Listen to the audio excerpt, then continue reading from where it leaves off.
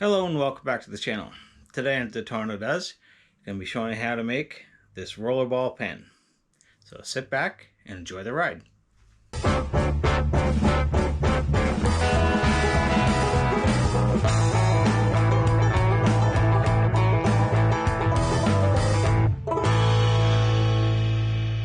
So with this pen kit, the rollerball, it has two tubes.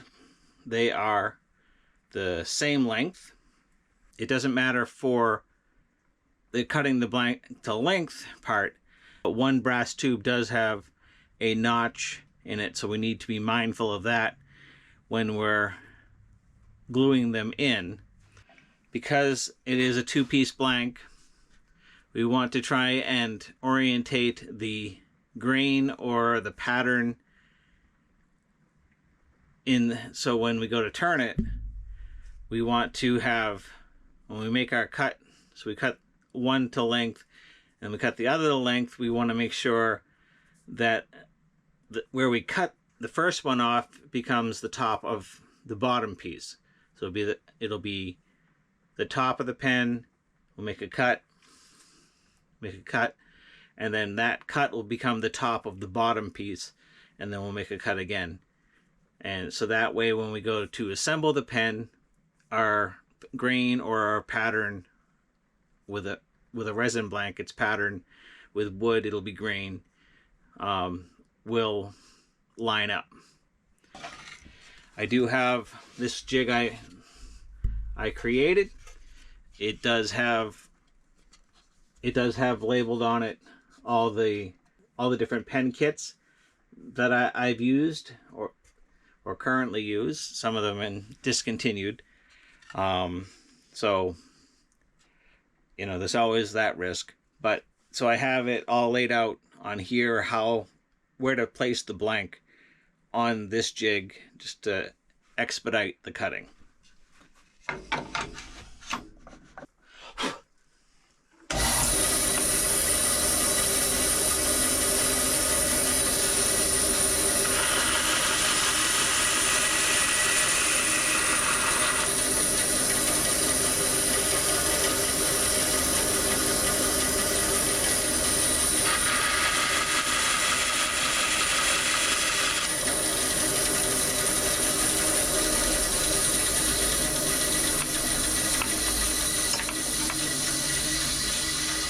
And then in order to just help keep track of things, take a Sharpie, mark across where the joint is, because you can't necessarily go by the cut. Well, that's a cut edge, but now this end is also cut.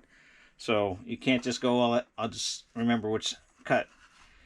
And then if you're doing more than one at once, you mark which number blank set they are, and so you have your line on them to help you keep them orientated throughout the remainder of the process.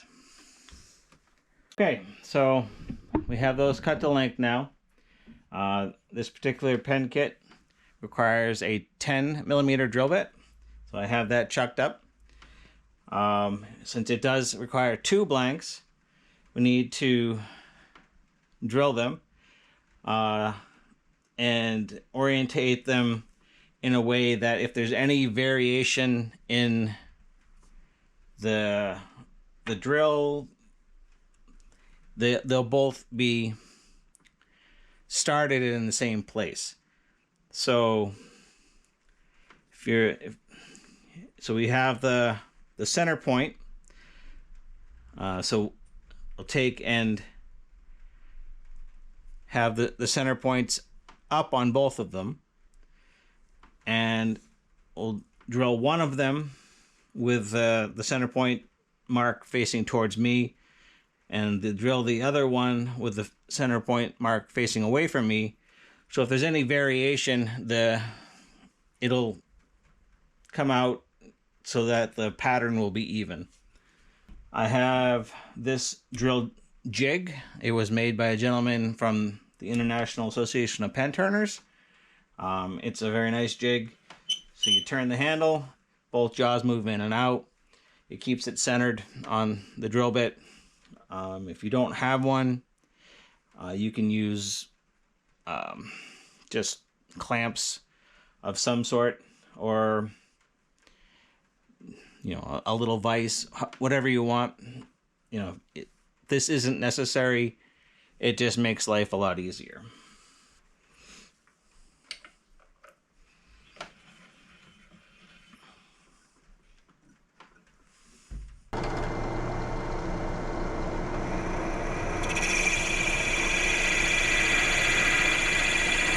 And when you're drilling resin, you do want to go slow to keep the heat from building up, because it will melt the blank.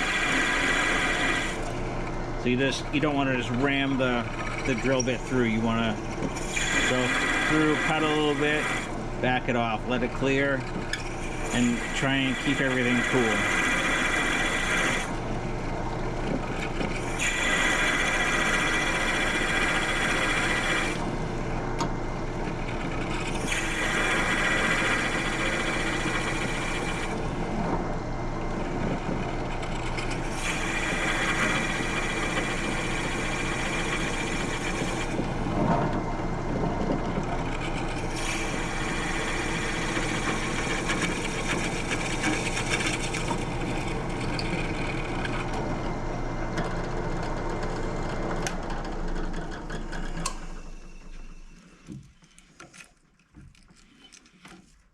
So we've drilled through one side. Like I said, I had the center point facing towards where you guys are. So I'll take the center point and rotate 180 degrees.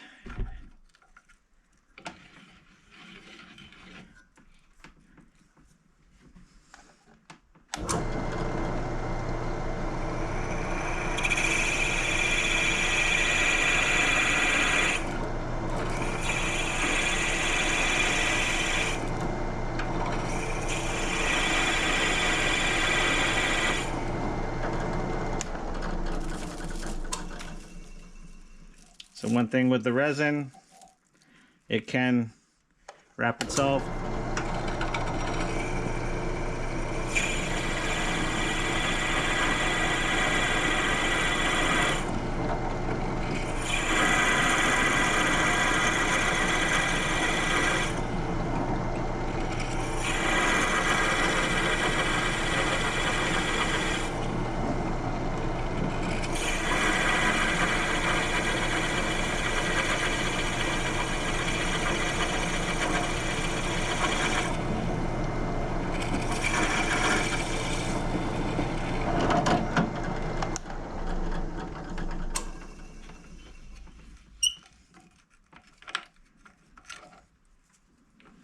Then on to the next step. Okay, so now the next step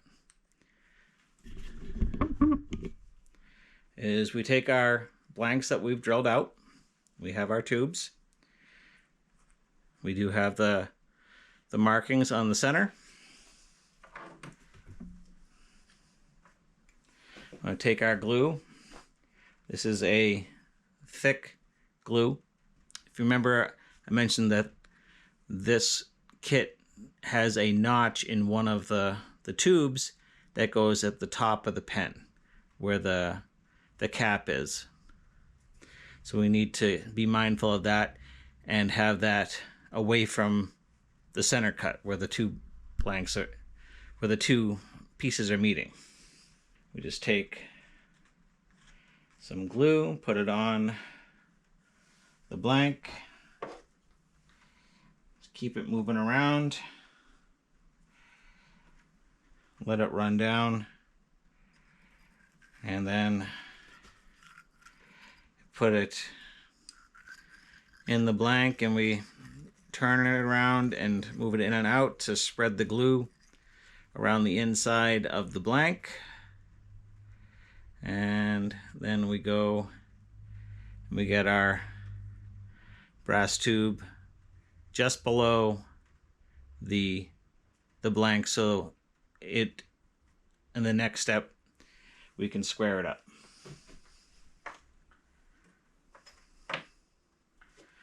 Do the same thing with our bottom tube.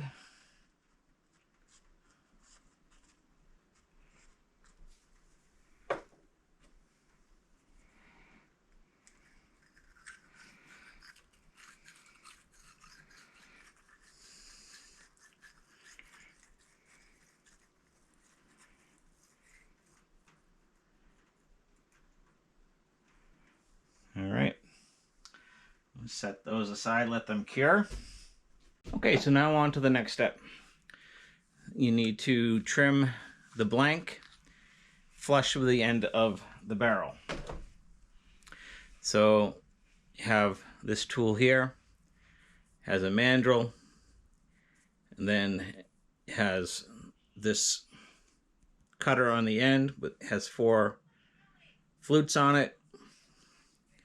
So you take an Allen wrench.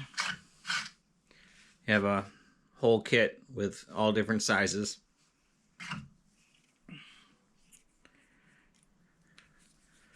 You undo the Allen screw, take your current one out, and you need to find the one for the kit you're working in.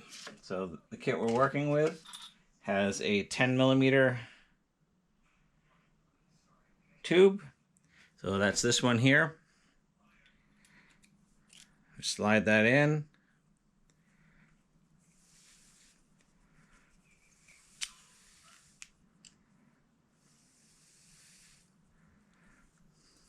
Tighten down your Allen wrench.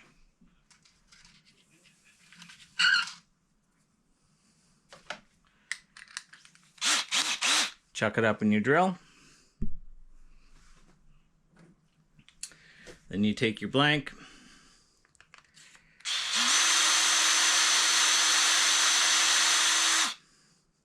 And you need to trim it down to the end of the brass.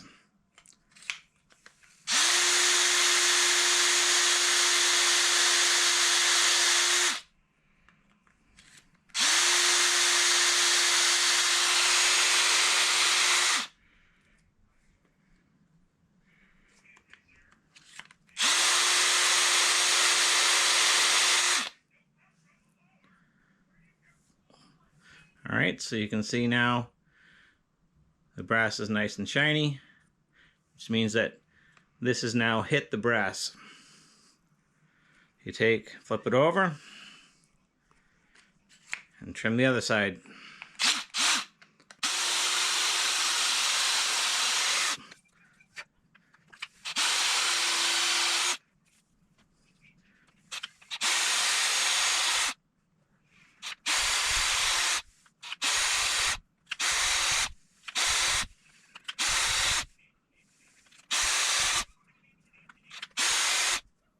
Not quite there yet.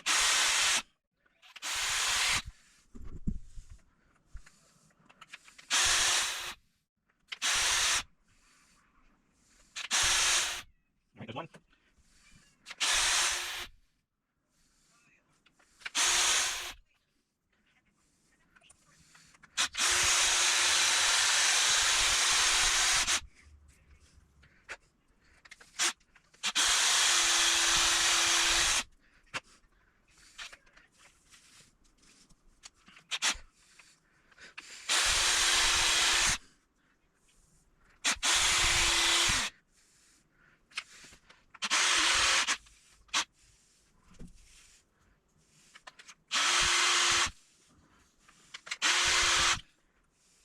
Almost. And remember on this kit, it had that notch on one end, which is this one. So this is going to be the top piece. And so you're not going to get the shiny all the way around.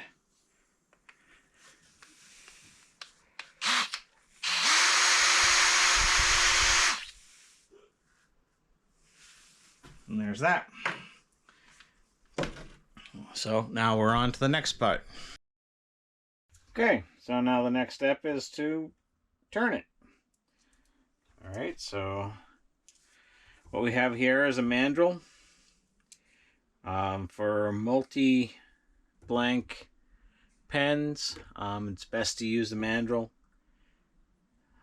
So basically, this particular mandrel has a shaft that can be lengthened or shortened depending on what what pen kit you're using. And the way it works is you end up with the bushings, and these bushings are specific to the pen kit. There are some bushings that will work with multiple pen kits that are very similar, but for the most part, each pen kit has its own set of bushings. So you put a bushing on the end of the blank, slide it onto the mandrel, the next bushing, slide the next blank, and this just barely fits. So we're good. If it didn't fit, we could lengthen it. So we have our center where we cut the blank when we were cutting the blanks to length. So we have our centers together, and then one of these is the top, one of the is the bottom.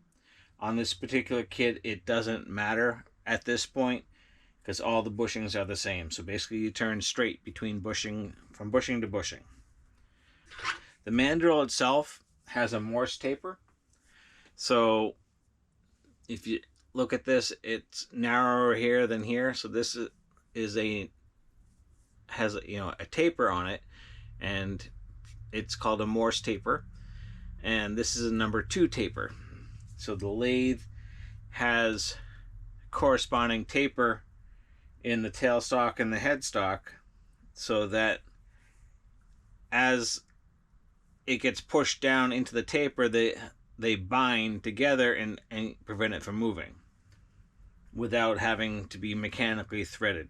And what goes into the tailstock is a live center. So you can see I'm holding on to this Morse taper, and the top will spin independently. So this will allow you to hold this end in line with the headstock, but not create friction on this end. Versus if you were to use some sort of dead center. So this is a spur center. This again has a number 2 Morse taper on it. That would go into the headstock. So it takes the motion of the lathe head and puts it into the workpiece. The spindle does the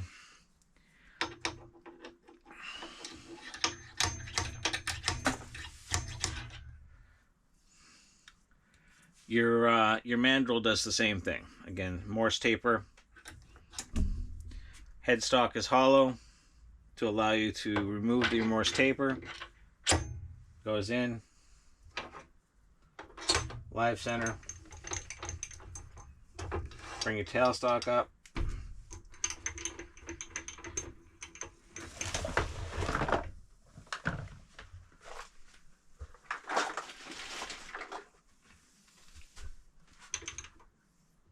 And you just want this snug. You don't want to crank on it, because what will happen if you put too much pressure on this, it'll go from being straight and you'll bow out the middle of your mandrel, and then you'll end up with oblong turnings. So you just bring it up till it touches, and just a little snug.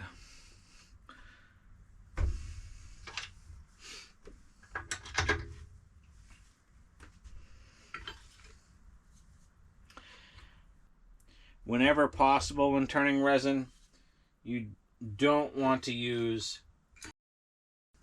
a gouge to round it over. The gouge will grab the resin and create huge chips.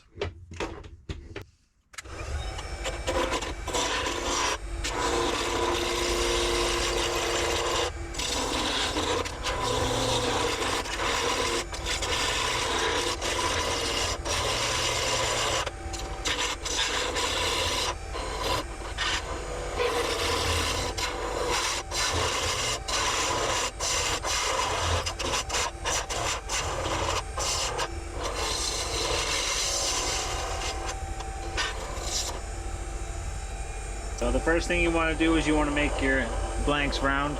And that one's still square, that one's round. Just makes it easier to work with. It also helps prevent tear out. Like I said, if you were using a bowl gouge, it would catch and it would just take chunks out of the resin.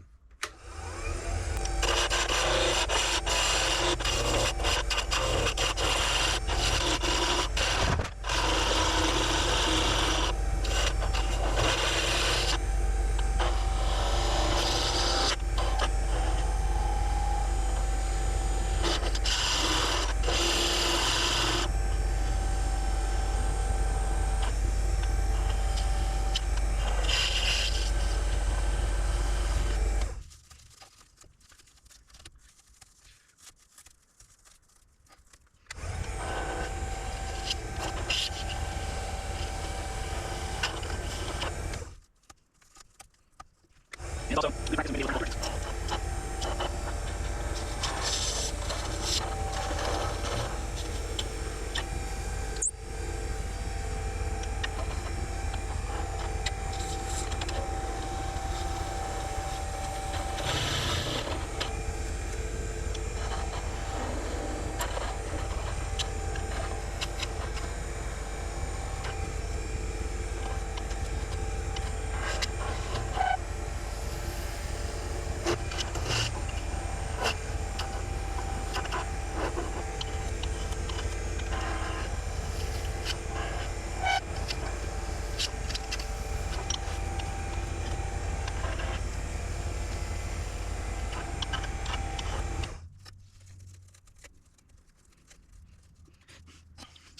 So when you're turning, ideally you want to keep the bevel of your tool riding on your material.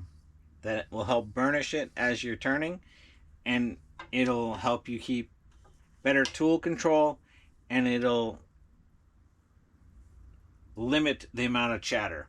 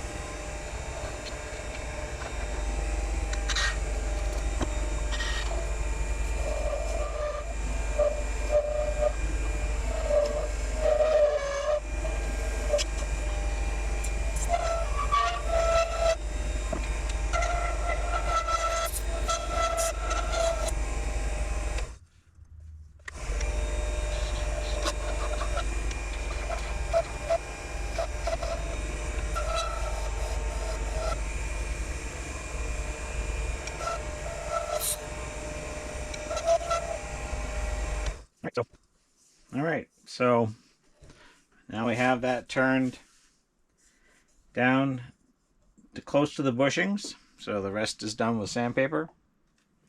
Start out with an 80 grit.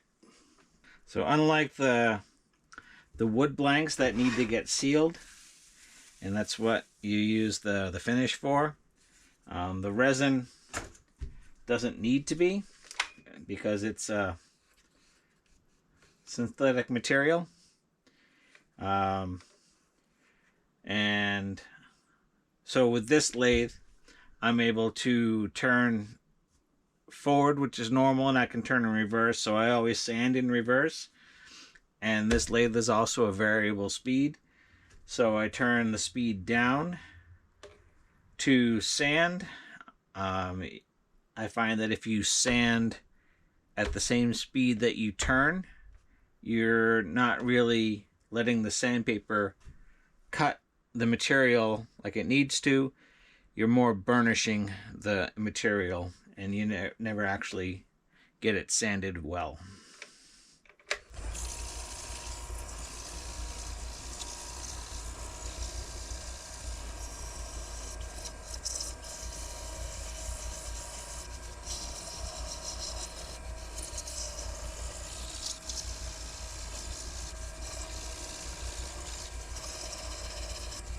All right, then after you've turned with the lathe running, find it's best to turn along the blank.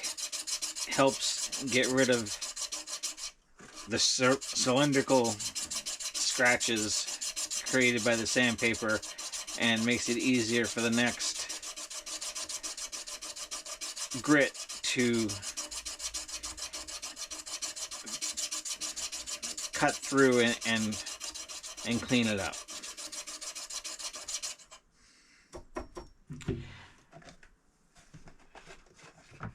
So run through the grits. You do 80 and 120, 180, 320, 400. And then with the resin blanks, I'll go to 600, and then I'll go and use a material used for like cleaning the fog off of headlights. And then I do have a buffing wheel as well. So with the resin blanks, it takes a few extra steps to get them looking nice, more so than the wood. But you know, that's what I feel works out the best. So that's the way I run it. So on to the next grit.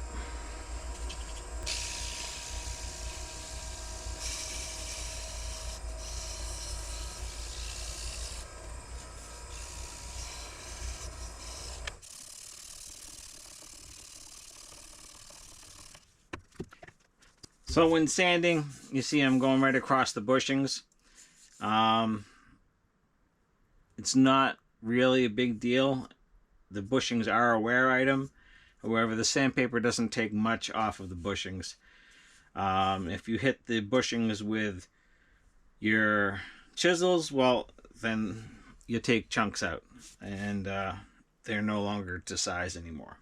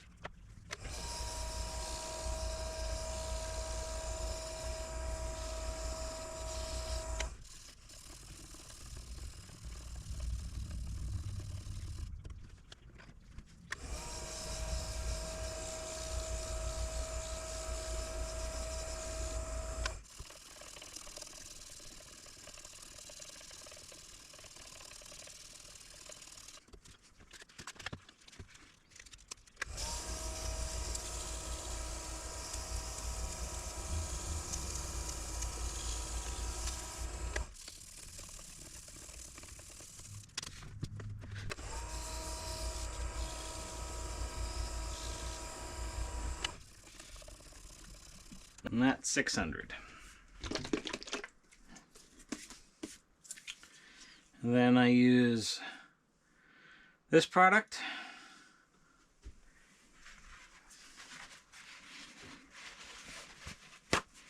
And whenever you're working around the lathe, you don't want to use rags or anything similar to that. That can get caught and wrap around the lathe.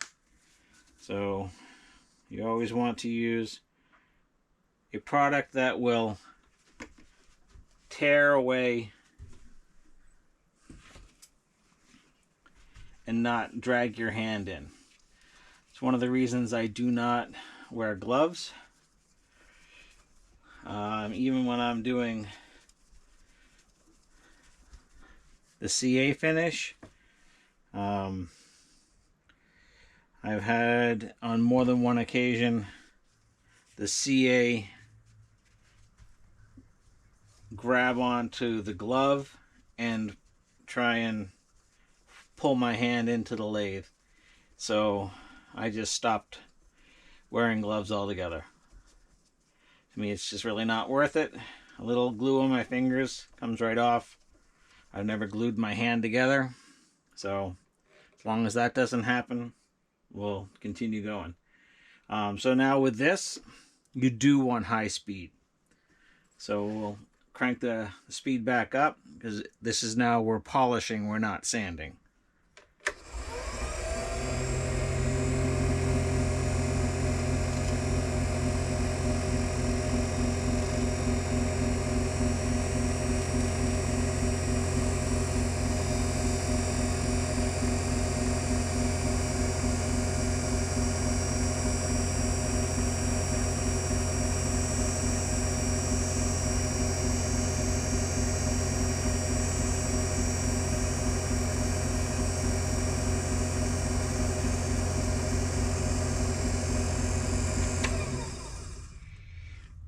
Have it. I'll bring it over to the buffer. We'll let this stuff gas off and cure a little bit before we put it on to the buffer. So I'll set this aside for a few minutes and bring you back when that's done. Alright, so now that polish has had a chance to flash off and set up. So now we will hit him with the buffing wheel. So I just have this motor that's hooked up, and so you have your grit, and then you have your white diamond. So this is a coarse polish, this is a finer polish, and then if need be we have Renaissance wax. The Renaissance wax usually isn't needed on a plastic pen. Usually the white diamond is sufficient, but we'll cross that bridge when we get there. We'll take a look and see what it looks like.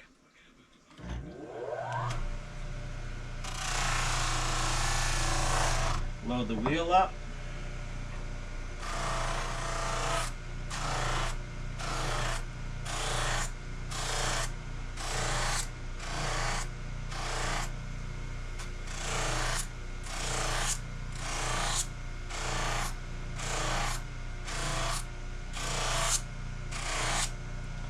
And then lightly but firmly press into the wheel. I tend not to go horizontal and spin it this way. I find that it does leave scratches. But if you go vertical with the blank,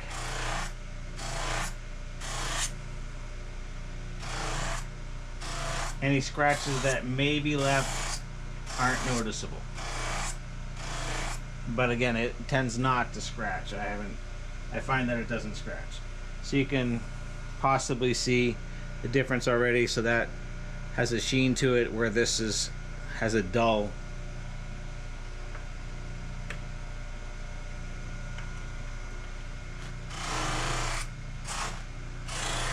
And you do want to hold on to your blank.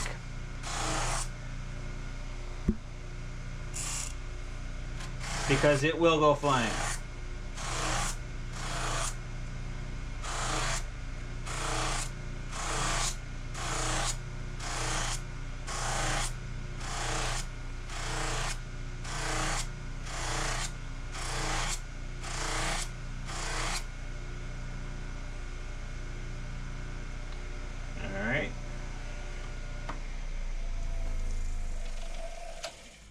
So there's that. Spin that off.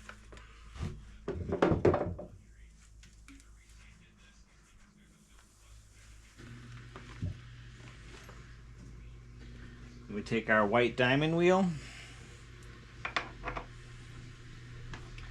And with the wheels, the mat also gets finer and finer for the different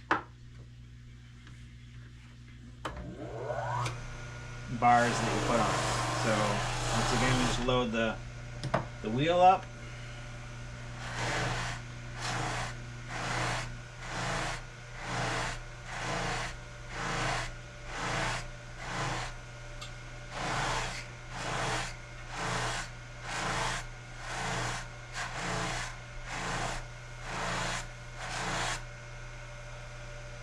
And there we go. It has a decent sheen on it. I don't go for a super high gloss. I find that it tends not to last. So you may have a real bright, shiny finish when it's sold, but as soon as it starts getting used, I've had some customers come back and mention that, you know, it's not as shiny anymore. So, you know, that would be if you waxed it. And so the only way for the customer to then continue with the shine would be to wax their pens. And I find that to be impractical. So it's just the nature of the beast. We take the wheel off, and now we can assemble the pen.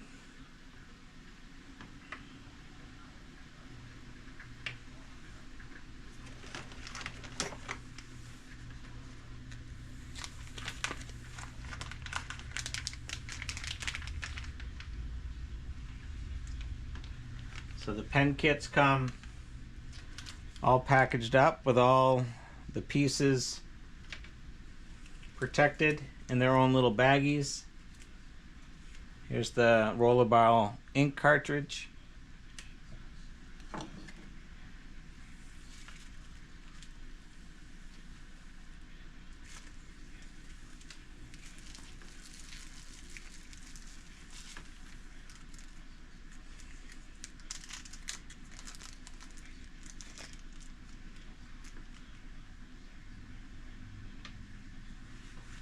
Okay, so the first thing you need to do with this kit, once you've gotten it situated and polished and you're happy with it, is you do, if you recall, have that little notch in the blank.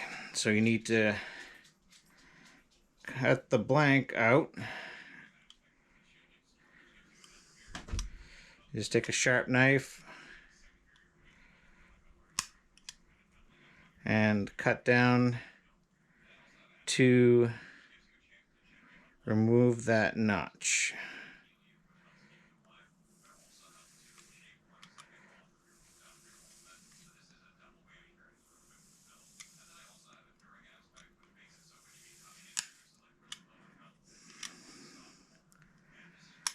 And then you cut down both sides of it.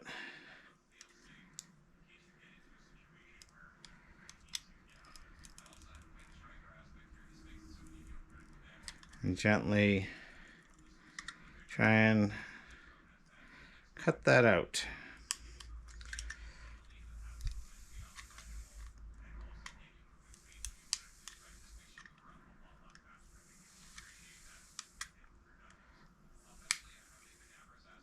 All right, and we just broke the blank, so if we can't patch that, it's junk. Okay, so you can see we cut that notch out. So now we can go and assemble it. Assembly is done with a pen press.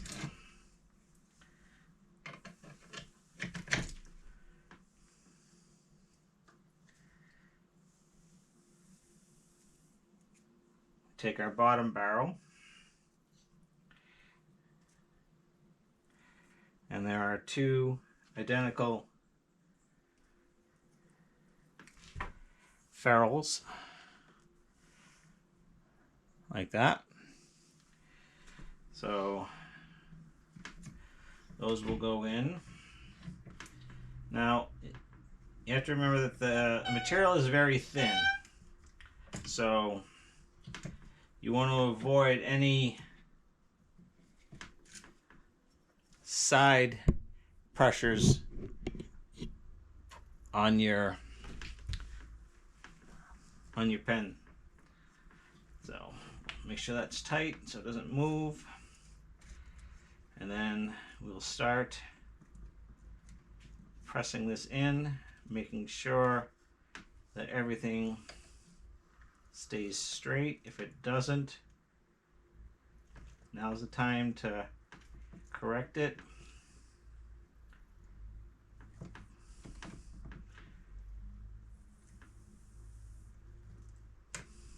Slowly work it in.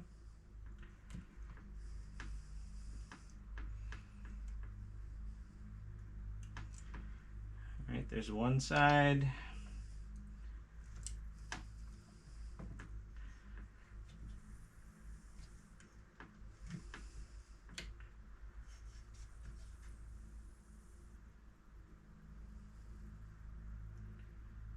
And nice and gentle.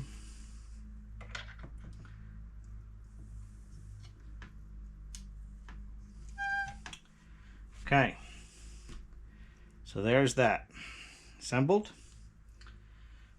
And we take our top and we need to confirm which way it goes together. So we have these lines here, because right now we've lost our orientation.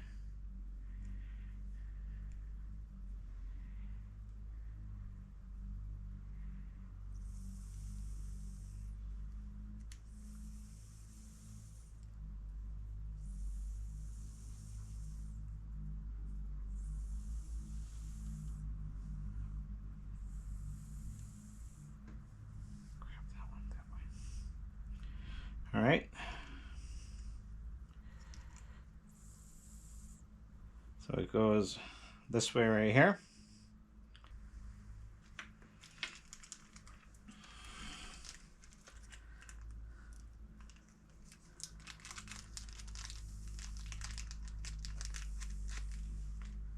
So we then screw this into our bottom.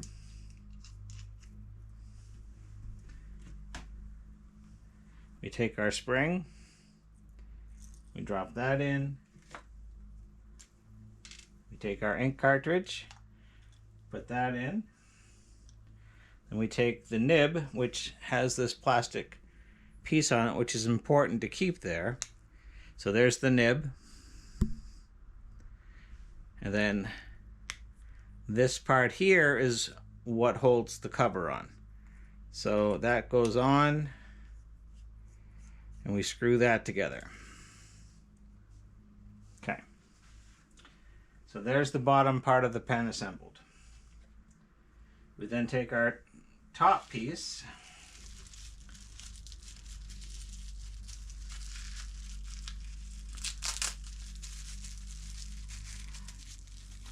with our clip,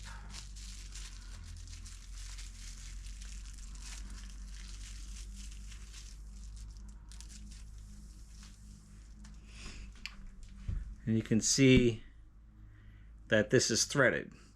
So when you go to assemble it, this plastic threads onto that screw.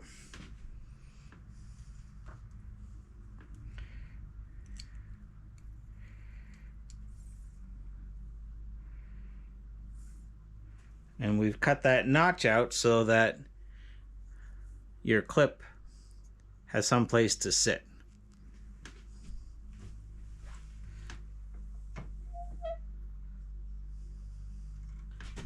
So take and gently press that together.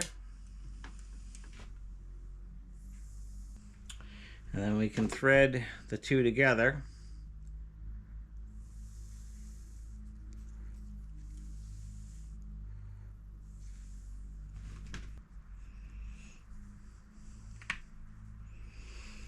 All right.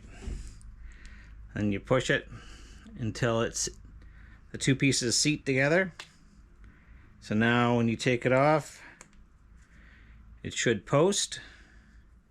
So that plastic clips on this end right here. So you can use it while you're writing.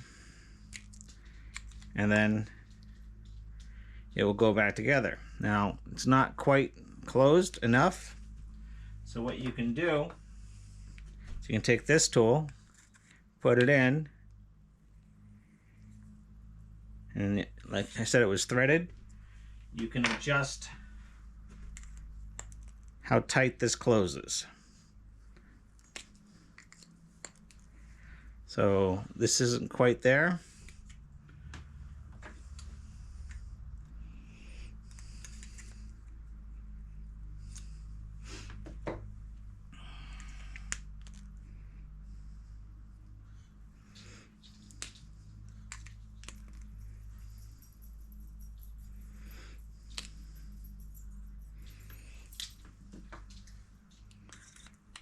Just a little tighter.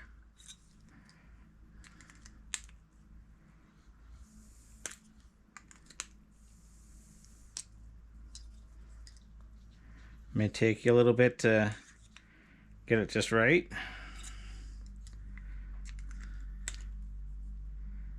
So there's that. And there's that. So